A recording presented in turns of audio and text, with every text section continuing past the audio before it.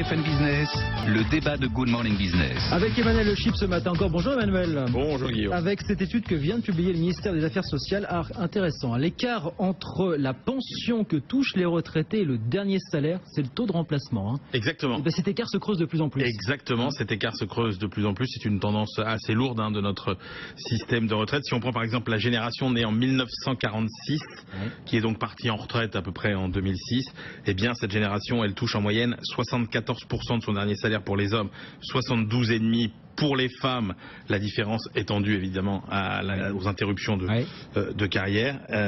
Pour les régimes de base comme pour les régimes complémentaires, eh bien en comparaison, les retraités nés 10 ans plus tôt touchent 80%. Donc quasiment 5% de plus de leur dernier salaire.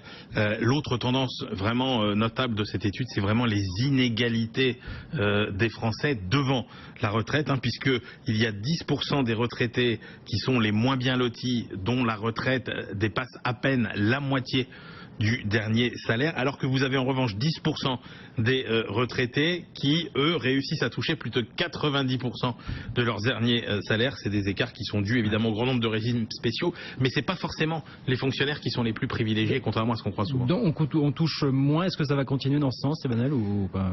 Forcément, puisque toutes les réformes des systèmes de retraite vont dans ce sens pour compenser l'équation démographique qui est imparable. Je vous rappelle qu'en 1960, il y avait 4 cotisants pour un retraité, il n'y en a plus qu'1,3, et qu'à l'époque, l'espérance de vie à la retraite était d'à peu près 5 ans. Elle est aujourd'hui de plus de 15 ans. Ça, c'est valable pour les régimes de base comme pour les régimes complémentaires dont on a bien vu les difficultés. Est-ce qu'on peut pas se dire que c'était une parenthèse enchantée, que voilà, c'est retour à la réalité des choses finalement aujourd'hui? Oui, exactement. C'est vrai que les retraités, on peut dire qu'ils ont connu un petit peu, j'ai envie de dire, leur 30 glorieuses, mais en décalé.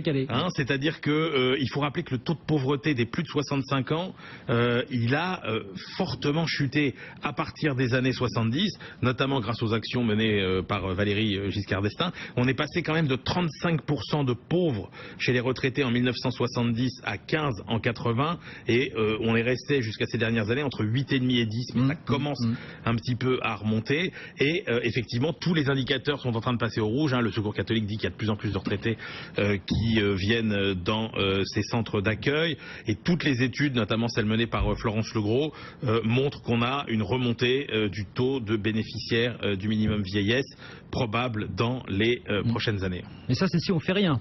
Oui, exactement. Alors, parce qu'il y a toujours les pistes de réforme qu'on connaît bien, et il faut bien rappeler qu'on n'en a pas fini avec les réformes des retraites. Simplement, il faut être très clair, sur le plan macroéconomique, il n'y a qu'une seule piste qui est favorable sur le plan de la croissance, si on considère qu'on reste dans le cadre du système de répartition actuel, entre toujours les trois mêmes pistes, c'est-à-dire hausse du taux de cotisation, baisse du montant des pensions ou allongement de la durée d'activité. La seule mesure qui a un effet positif sur la croissance, c'est le recul de l'âge effectif de départ à la retraite. Toutes les autres mesures ont un impact négatif sur la croissance. Conséquences réelles et rapides, c'est ça l'idée. Conséquences réelles et rapides, puisque par exemple les calculs qui ont été faits par Rexecode montrent que avec un allongement assez substantiel de l'âge effectif de départ à la retraite, vous pouvez gagner 4 points de croissance à l'horizon des 5-6 prochaines années.